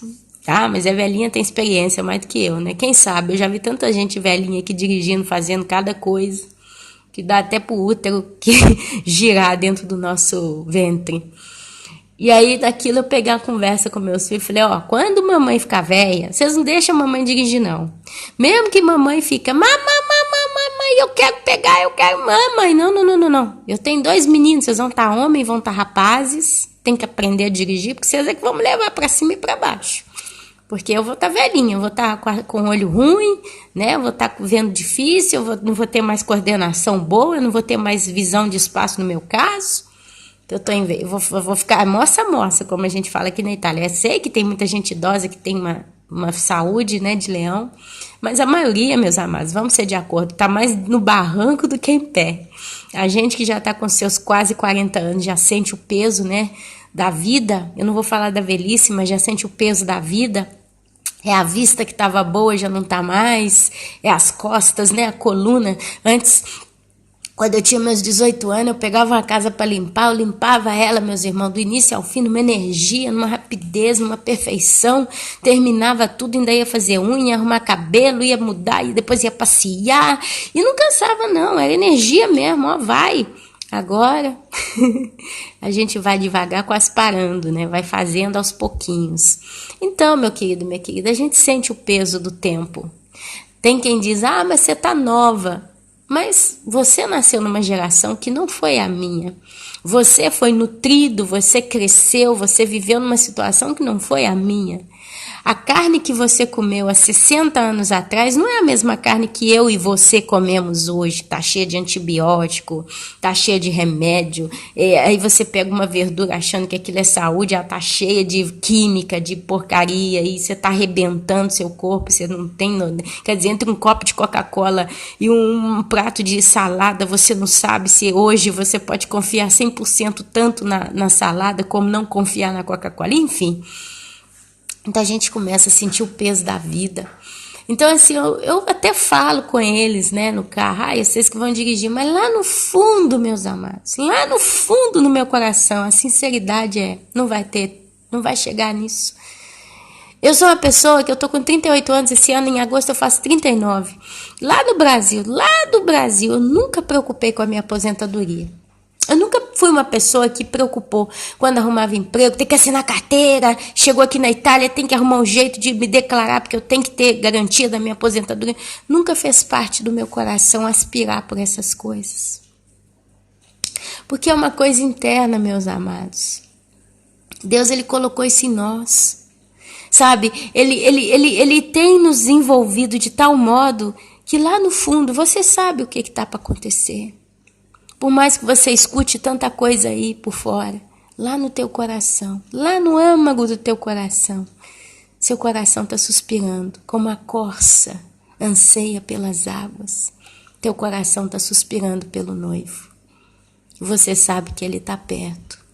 E algo diz para você, não dê bobeira, não perca tempo, não baixe a guarda, porque o dia e a hora ninguém sabe. Não desconsidere nada, considere os sinais, considere os sinais. Não vá na sua mente humana querer entender como é a estrutura dos planos de Deus, porque parece que ainda não tem um cenário pronto bastante para que ele volte para arrebatar a tua igreja. Mas considere o teu coração que clama pelo noivo. Uma coisa eu vou dizer, meus amados. A Bíblia fala que quando a igreja for, o anticristo vem. Está lá em 2 Tessalonicenses, entre o capítulo 1, no início ali. Que aquele que o detém será afastado. Então ele de fato se manifestará. E eu já disse várias vezes, não é o ser humano que vai deter o anticristo. E não é só o Espírito Santo por si só que vai deter o anticristo, porque já aprendemos que o Espírito Santo de Deus é literalmente a manifestação onipresente de Deus na criação. Você vê isso sendo revelado lá em Gênesis, quando fala, por exemplo, que o Espírito de Deus pairava sobre, desculpa se eu estiver errando aqui, eu vou ter que até, sobre o abismo, sobre as águas. Estava tudo vazio, o Espírito de Deus pairava.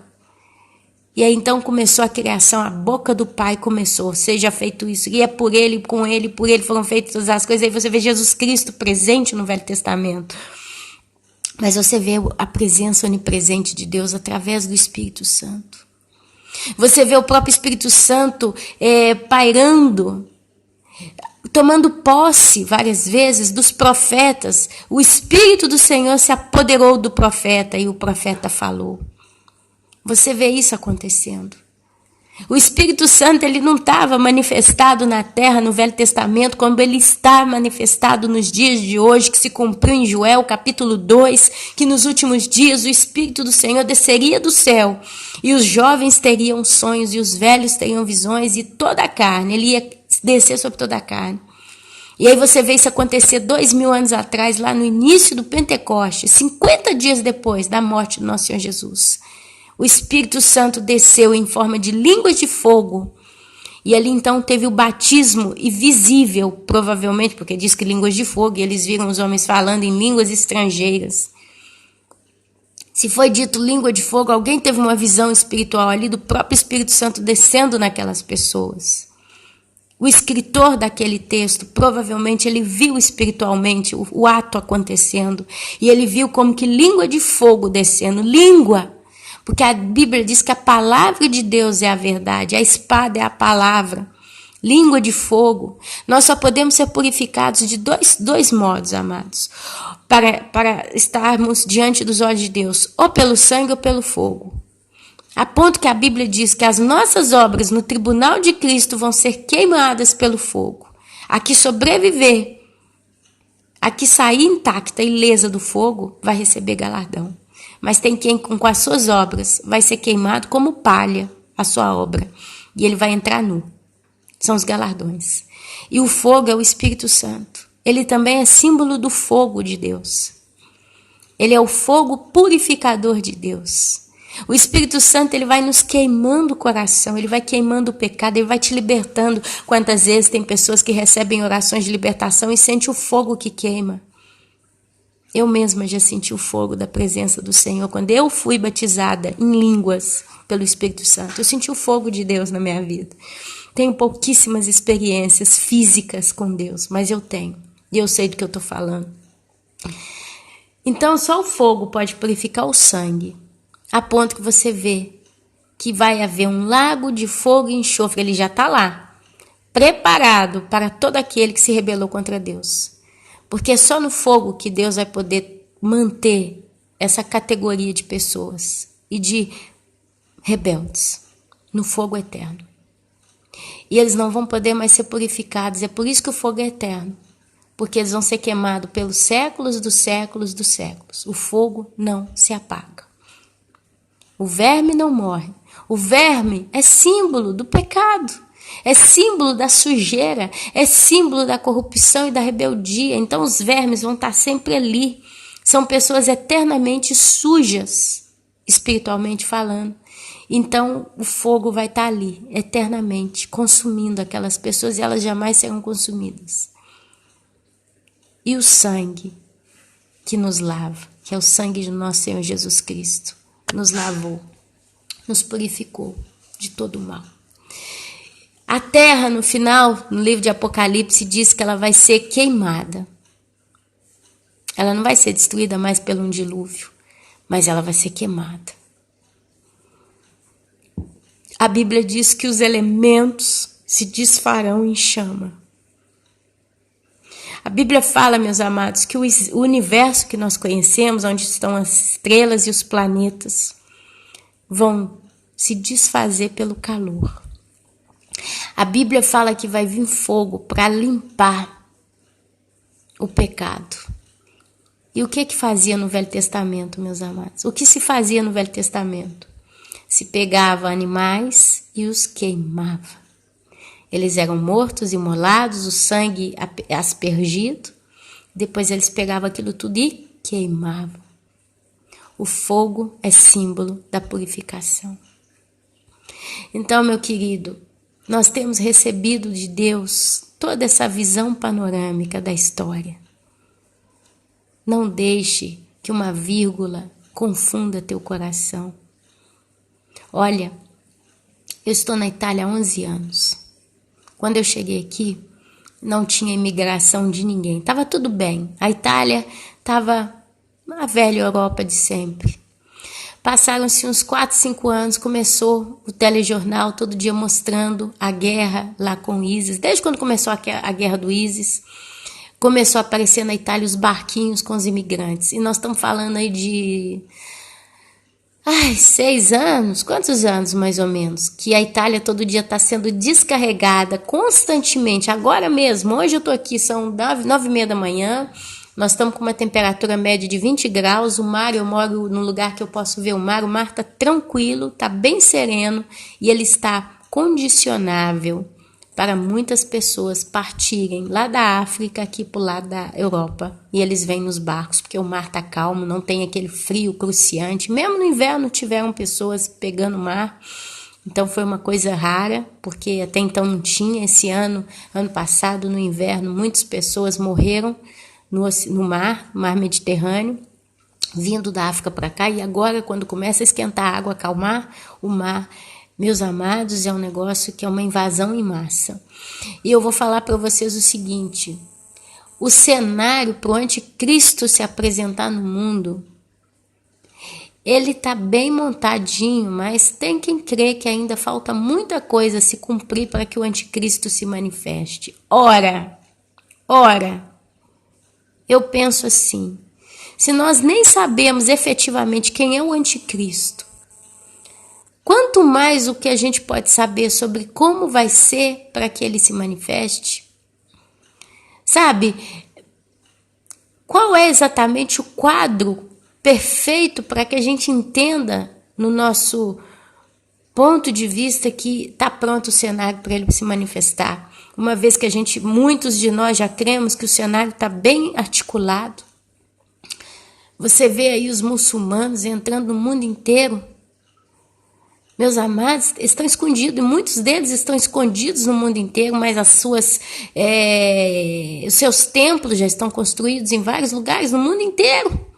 Já estão abarrotados, já tem toda a filosofia, toda a base dos muçulmanos prontos. Eles estão prontos para sair degolando o pescoço de todo mundo. E eles estão vindo ainda, estão vindo. Eles estão sendo semeados no mundo, igual chuva. Você vê os Illuminatis aí com tudo certinho, a agenda deles caminhando de vento em popa, os bunkers, né, os buracos subterrâneos, refúgios, todos prontos. Está tudo pronto para os ricos fugirem para as cavernas, como diz lá em Apocalipse, que os grandes iriam fugir para as cavernas, iriam julgar os seus ídolos para os morcegos, iriam dizer: cai em cima de mim, montanha, porque a ira do Senhor começou. Algo assim. Tá tudo pronto. Tá tudo pronto. Se você rodar o mundo afora, se você tivesse know-how, permissão suficiente, você ia em todos os estados, em todas as cidades, em todos os países e continentes. Tem buracos. Tem muita coisa encoberta que a gente nem imagina. A própria tecnologia, ela está em avanço 10 anos avante daquilo que a gente acha que está. Você acha que o seu smartphone é o top da tecnologia no mundo? Você acha que o teu carro todo eletrônico, conectado com Bluetooth e todas essas coisas que o carro tem, e parquet, não sei o que, é o top da tecnologia? Você acha que o seu Smart TV, né, TV, é o top do que pode ser? A sua máquina de lavar roupa, né? Ela tem luzinha azul assim, é uma coisa toda chique, não faz barulho, é o top. Seu aspirador de pó é silencioso. Então isso aqui é o... Meu irmão, toma cuidado. Satanás é astuto. Já na Segunda Guerra Mundial, já tinha tecnologia que hoje nós estamos conhecendo, eles já tinham, mas era tudo encoberto. Satanás, ele não mostra tudo, meus amados. Ele tem as suas cartas debaixo da manga, bem guardadinhas, amados. Ele estudou o homem por 6.000 anos até aqui. Ele tem estudado a natureza humana, o caráter humano. Ele tem todo um histórico das famílias no mundo inteiro. Ele pode baixar seu trisavô, seu tataravô, sua mãe morta. Se você é uma pessoa que não conhece a palavra, é um médium e acredita nos espíritos encarnados que vêm do além para falar com você, a voz é a da tua mãezinha, a conversa é a mesma que você, ela fala para você coisas que só você e ela sabia, ela revela para você, então você acha que isso aí é sua mãe. Satanás, ele tem todo o histórico da tua família, da tua raça, de tudo que aconteceu na tua vida. Então nós muitas das vezes achamos com tanta certeza que a gente sabe tudo. E eu falo nós, incluindo eu na categoria. A gente às vezes tem essa convicção. Sei tudo. Tá tudo descortinado diante dos meus olhos. É isso. E Bíblia para lá, Bíblia para cá. Sim, meu querido, minha querida. Mas eu gostaria de dizer, para mim em primeiro lugar e para todos nós, toma cuidado. Sem fé é impossível agradar a Deus. Que a gente caminhe única e exclusivamente pela fé. Porque o Espírito Santo, ele se revela para todo o corpo de Deus, todo o corpo de Cristo. Ele se revela para tantos. E ele traz, cada um recebe um pedacinho do quebra-cabeça. Infelizmente, nós não sabemos em todo interpretar aquilo que a gente recebe. Tem muita gente, outro dia eu vi um sonho de uma senhora. Não foi ela, não, foi o filhinho dela de 3 anos. Teve um sonho com o céu, com arrebatamento. E aí chega um momento que ele fala assim, tinha 2 pessoas numa praça. Acho que é isso mesmo, que o menino disse que via 2 homens pregando numa praça e eles foram mortos. Aí ela falou que acha que era... Aí eu não lembro mais o que ela falou, sei que eram as 2 testemunhas, só que ela não lê Bíblia, não leu aquilo na Bíblia, não aprendeu aquilo, ela não entendeu que o menino viu literalmente as 2 testemunhas sendo mortas em praça. E aí cometeu também um outra gafe lá, que ela não teve a interpretação, que a gente ouviu no sonho do menino, a gente já... E eu falo, a gente, é todo mundo que mandou o vídeo para mim, já entendeu tudo, né? Dentro daquilo que foi falado, era básico da teologia e das profecias ali. Mas eu vi, sabe? Eu falei, meu Deus, o Senhor trouxe para ela, no filho de 3 anos, uma revelação bombástica, né? E ela não teve estrutura madura para interpretar aquilo pelo livro da palavra, pela palavra, ela não conseguiu, ela mesma falava, isso aqui eu não sei o que é, mas o menino viu isso, e eu não sei o que significa ainda, se você sabe, deixa em comentário para mim no vídeo. Então Deus, ele tem dado pedaços do quebra-cabeça para todos os seus filhos. A gente precisa, meus queridos, clamar ao Senhor para que ele nos dê humildade, para a gente aprender a interpretar aquilo que ele nos deu, e isso tem que encaixar com os demais. É como a Bíblia. Acho que foram mais de, ou 40 ou mais de 40 homens e mulheres, homens, né, que escreveram a Bíblia, mais de 40 autores. É um negócio mais ou menos assim. Nós estamos falando de muitas pessoas. E eles escreveram, a maioria, sem conhecer um ao outro. Teve quem escreveu a mesma coisa depois de 300 anos. Só que toda a Bíblia não contradiz a si mesma. Ela é harmônica. Assim nós temos que ser. Assim nós que temos recebido o entendimento e a compreensão daquele pedacinho do nosso quebra-cabeça, temos que ser uns para com os outros. Amados, eu gostaria de falar um outro assunto aqui, mas hoje foi caminhando para esse lado, foi um bate-papo e eu sinto que esgotou o que eu tinha para dizer aqui, está se fechando, está se encerrando. Não tem sentido eu abrir um outro tema aqui, porque vai ficar realmente exaustivo para quem escuta. Já estamos aqui, igual eu falei no início do vídeo, né? Eu gostaria de aprender a fazer vídeos pequenos, mas eu não consigo, é mais forte do que eu. Estamos aqui com 1h30 de áudio. Então eu vou estar encerrando essa mensagem, mas eu encerro essa mensagem com essa base. Clame a Deus para que Ele não permita que você se confunda. Sabe, que Ele dê para você realmente entendimento daquilo que você tem, mas que isso que você tem seja facilmente harmonizado com o todo da igreja. Eu acho que nesse caso a gente pode considerar a frase que diz do reter o que é bom. Eu acho que nesse caso, no meio de terra boa, terra fresca, onde sementes foram plantadas e hoje está crescendo uma linda árvore que está toda florida para dar frutos e já tem dado seus primeiros frutos, a gente pode realmente reter aquilo que encaixa com aquilo que o Senhor tem nos dado.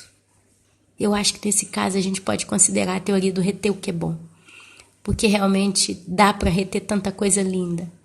A gente só não pode buscar, meus amados, no lixo. A gente não precisa reter tudo que vem na nossa reta. Tem irmão aí que está ouvindo, gente espírita, sem saber, teve casos.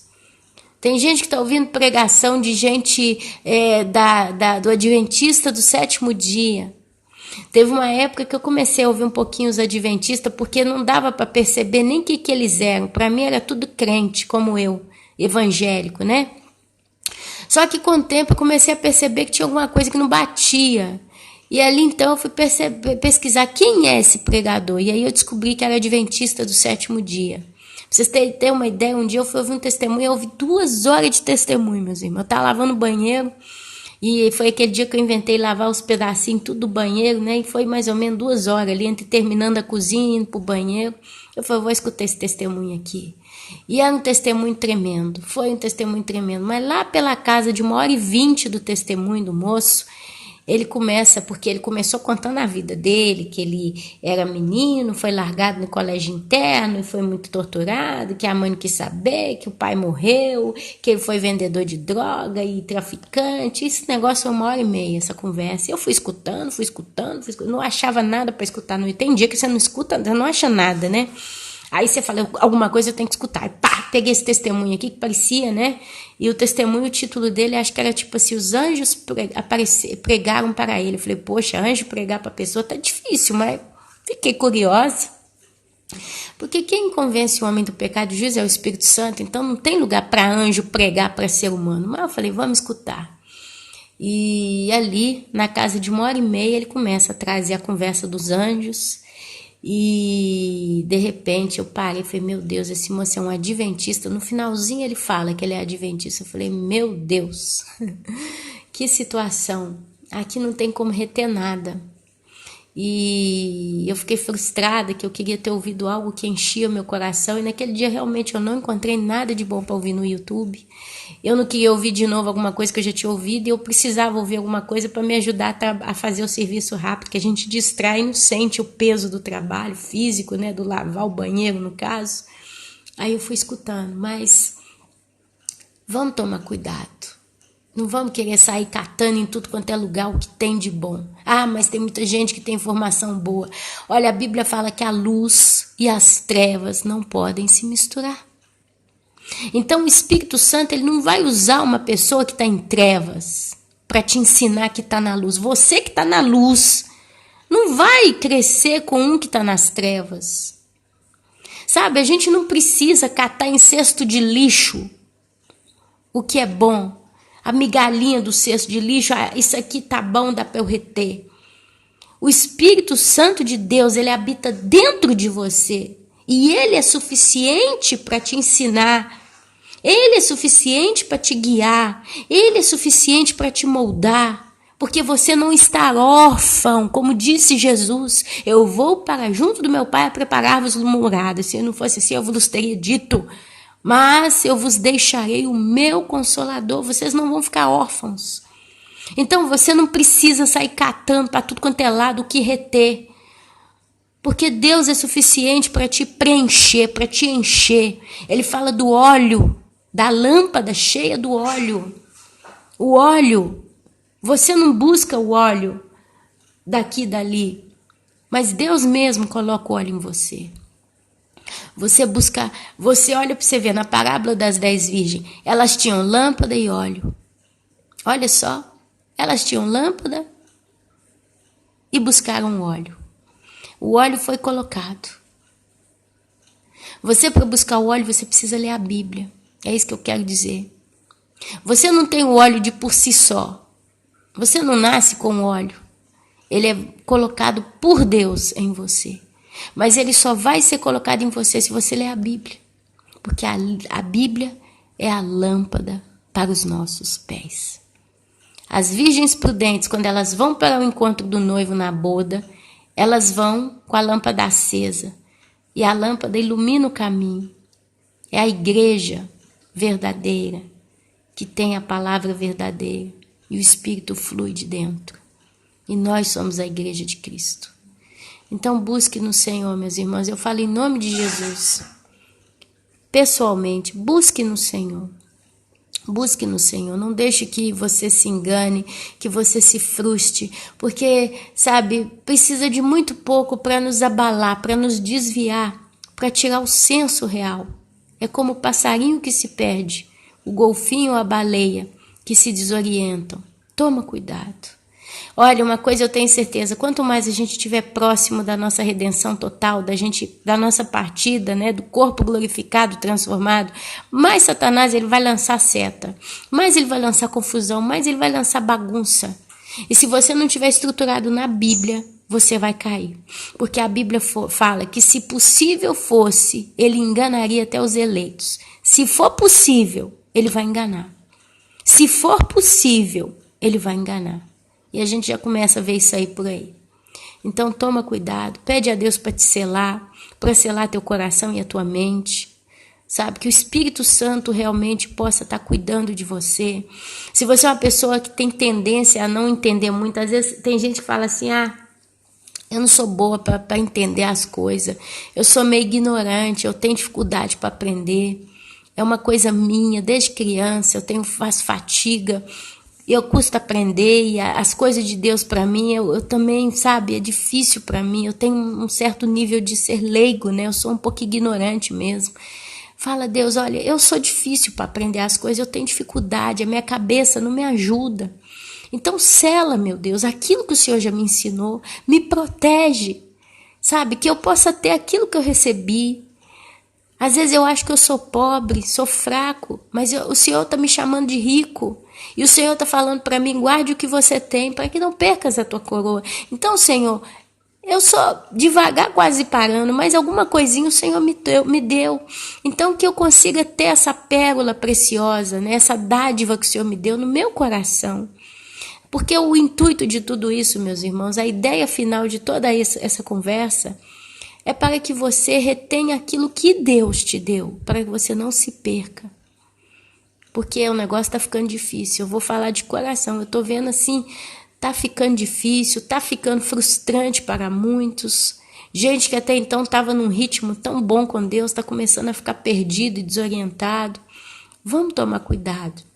Uma das táticas de Satanás é confundir o inimigo.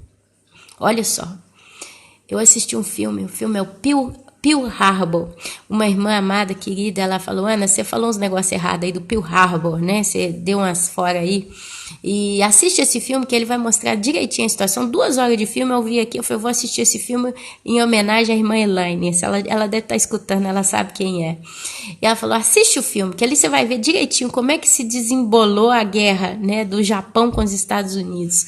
E numa das coisas que eu vi, você vê no filme Pearl Harbor, que os japoneses, eles começaram a tentar, eles confundiram os americanos quando eles estavam ali para atacar aquela região onde estava o exército americano. Eu não vou falar detalhado porque eu já não lembro, a minha memória também não é das melhores. Mas sabe o que eles faziam?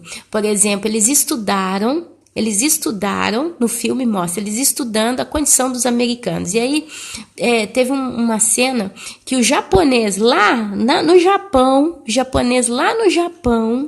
ele ligou para um salão lá na ilha, acho que é do Havaí, desculpa se eu estiver errando o nome do lugar. Ele ligou do Japão e falava japonês. E ele falando japonês, ele começa a perguntar assim, como é que tá o tempo aí? Tem sol? Tá com nuvem? Tá assim? O japonês olhou para a janela, né? Ele olhava para a janela, não, o tempo, eu começando em japonês, não, o tempo tá bom, não sei o que, mas não conseguia entender nada. Mas aquele cara que ligou para ele lá do Japão tava fazendo de conta porque ele estava mandando mensagem para confundir os americanos que pegaram, registraram a ligação e ficavam assim, olha, eles estão querendo entender como é que está o tempo, não sei o que. Teve um general no filme que ele entendeu, gente, eles vão atacar de surpresa. E ninguém deu crédito para esse general. O filme é curioso. Se fosse bacana, você assistiria. Esse general, ele entendeu. Falou, gente, eles estão preparando para atacar de surpresa. Eles vão fazer um massacre. E os outros generais, e o presidente, a turma toda ali, fica calado. Que se eles fossem atacar, a gente os Estados Unidos, a gente sabe tudo, a gente já tinha percebido. E aquele general falou, nós estamos correndo perigo. E assim mesmo, o filme mostrando, né, numa certa parte do filme, começa a mostrar os japoneses fazendo a estratégia deles, olha, eles estão tudo parado no porto tal, os navios, não sei o que, eles estudaram tudo e confundiram os americanos.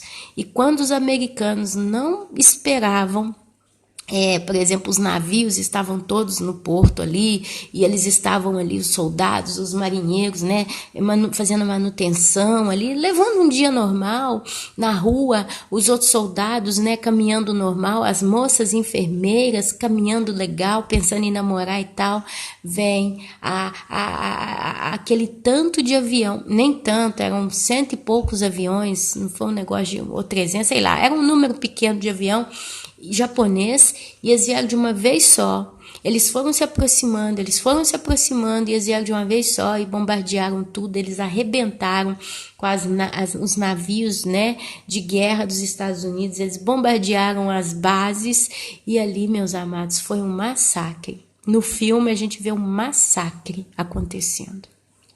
Assim Satanás está fazendo com muitos. Ele está minando. Ele está confundindo, ele está lançando meias verdades, ele está lançando informações atrasadas ou muito adiantadas, ele está tentando mostrar que o mundo ainda não está tão pronto, e daqui, está confundindo daqui, dali. Meus irmãos, quando disserem paz e segurança, eis que sobrevirá repentina destruição. Esse é o sinal que Deus nos deu. Esse é um sinal que está aí para o mundo. Quando disserem paz e segurança, eis que sobrevirá repentina destruição. Eu às vezes fico até com medo das coisas estarem calmas demais, porque a gente tem que tomar cuidado, porque à meia-noite vai ouvir o grito, e nós já estamos na meia-noite. Meia-noite simboliza treva, escuridão, virada, e o grito está sendo dado para mim, Ana Paula, já há quase 7 anos. Para você, há quantos anos o grito está sendo dado? Então não baixe a guarda, creia no Espírito Santo que está em você e clame a Deus para que Ele te esclareça em você o ponto em que você está na história. Você está num ponto específico no meio de todo esse rebuliço. Então peça a Deus, Senhor, mostra para mim aonde eu exatamente estou na minha história com o Senhor. Porque a salvação, meu irmão, é individual. A gente que está no YouTube pode falar o que quiser. A gente pode descarregar aqui o que quiser. Mas se o Espírito Santo não estiver em você, cuidando de você, te amadurecendo, te estruturando, por causa de uma vírgula você pode se perder. Amém? Eu falo com muito amor, eu falo com muita responsabilidade, porque eu tenho esse senso no meu coração. Eu me preocupo, porque é preciso muito pouco para a gente cair. Se a gente não estiver estruturado na palavra de Deus, a gente cai. Então eu vou estudar os livros proféticos, eu vou estudar Apocalipse, Não, você vai ler a Bíblia. Eu, Ana Paula, pra vocês terem uma ideia, eu estou lendo de novo o livro de... Deixa eu ver aqui o que eu estou lendo. Eu estou lendo 2 Coríntios, parei no capítulo 8. Agora a minha base aqui é ler do versículo 10... Deixa eu ver aqui, 16 em diante. Capítulo 8, 16 em diante. O título aqui, o novo encargo de Tito. Tem nada a ver com profecia, com o fim dos tempos. Mas é o que eu estou lendo. Ontem de manhã eu li a oferta das igrejas da Macedônia para os pobres da Judéia. O apóstolo Paulo falando das ofertas, do como a igreja vivia. Tem alguma coisa de profético aqui? Está falando de algum Armagedon? Está falando de alguma volta de Jesus? Não. Está só falando das coisas de Deus. Mas isso aqui, meus amados, é rios de vida para o meu coração. Deus se compadece de mim, na minha ignorância. E eu estou buscando simplesmente conhecer a palavra de Deus. Eu não estou lendo todo de Isaías, Ezequiel e Apocalipse, não, meus queridos. Eu simplesmente estou lendo as Escrituras. Eu descanso meu coração no Senhor, na certeza que Ele vai cuidar de mim. O arrebatamento pode ser daqui a 3 meses, pode ser daqui a 6 meses, pode ser daqui a 7 anos, pode ser daqui a 200 anos, não sei. Mas no meu coração uma coisa me diz que está perto. E eu não quero, meu querido e minha querida, perder-me por uma vírgula. Então eu vou lendo 2 Coríntios. É onde eu parei. Às vezes você está lendo os Salmos. Às vezes você está no livro dos Cantares de Salomão. Como uma corça anseia pelas águas, anseio por ti. Sabe? Deixa a palavra de Deus tratar você. Deixa a palavra de Deus tratar você. Porque no final do frigir desses ovos, é a misericórdia de Deus que vai salvar quem Ele tem que salvar. É a misericórdia de Deus que vai se lembrar de você e vai te tirar antes que a destruição caia. Você quer uma prova disso? Eu vou ler aqui. Eu não ia conseguir não, mas eu vou ler aqui. Se eu não desmarquei, porque eu já acho que eu desmarquei. Eu vou ler aqui para você. Sim, a destruição de Sodoma e Gomorra, Gênesis capítulo 19, do 23 até o 29. Eu vou ler esse pedacinho aqui, olha. Saía o sol sobre a terra, quando Ló entrou em Zoar, uma cidade pequenininha que ele pediu para ir. Então fez o Senhor chover enxofre e fogo da parte do Senhor sobre Sodoma e Gomorra, e subverteu aquelas cidades e toda a campina, e todos os moradores das cidades, e o que nascia na terra. E a mulher de Ló olhou para trás e converteu-se numa estátua de sal. Tendo-se levantado Abraão de madrugada, foi para o lugar onde estivera na presença do Senhor e olhou para Sodoma e Gomorra e para toda a terra da campina e viu que da terra subia fumaça, como a fumarela de uma fornalha. Ao tempo em que destruía as cidades da campina, lembrou-se Deus de Abraão e tirou a Ló do meio das ruínas, quando subverteu as cidades em que Ló habitara. Deus vai se lembrar de você, de mim, de cada um de nós, na hora que Ele tiver que mandar o juízo. Essa é a nossa alegria. Essa é a nossa esperança. A minha esperança, meu querido e minha querida, que seja o tempo que for que venha a demorar, eu creio que Deus vai se lembrar de mim, dos meus filhos, da minha família, que eu tenho colocado todos os dias no altar do Senhor em intercessão. Ele vai se lembrar de nós e Ele vai nos salvar. Essa é a minha esperança. Amém? E eu creio na fidelidade de Deus. Mas eu só sei disso porque eu leio a palavra. Porque eu busco na palavra. Porque se assim eu não fizesse, provavelmente hoje eu estaria desorientada com tantos ventos que estão batendo por aí. Por isso, em nome de Jesus, simplesmente leia a Bíblia. Porque quanto mais você lê, não leia o texto que te interessa, simplesmente leia sem interesse. Sabe quando você ajuda uma pessoa sem interesse? Você é abençoado. Ah, eu vou ajudar a fulana, eu vou lá na casa dela, vou dar uma mão para ela, porque ela acabou de ganhar um dinheiro e quem sabe ela me dá um presente. Então você ajuda por interesse. Não leia a Bíblia por interesse, minha irmã e meu irmão. Leia a Bíblia simplesmente por amor.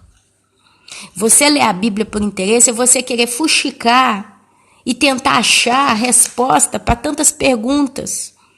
Mas saiba que pela força do teu próprio braço, você não vai achar a resposta certa.